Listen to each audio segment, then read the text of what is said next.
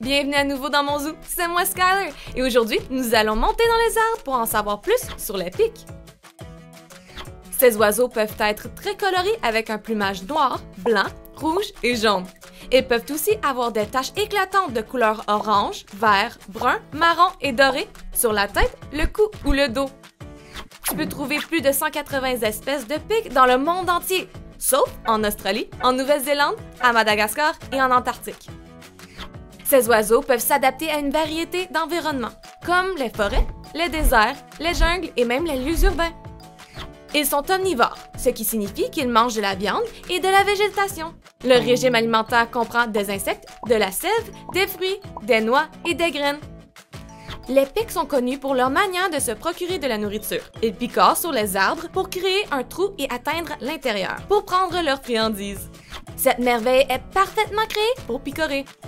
Leurs pattes sont faites de 2 pointes à l'avant et de 2 pointes à l'arrière. Cette forme en X leur permet d'avoir une bonne prise sur les arbres pendant qu'ils travaillent. Leur langue, qui est 2 fois plus longue que leur bec et qui est collante, leur permet d'atteindre et d'extraire les insectes qui se trouvent au fond des trous qu'ils créent. Il est intéressant de noter que lorsqu'elle n'est pas utilisée, la langue s'enroule à l'intérieur du pic, entre le crâne et la peau à l'arrière de la tête.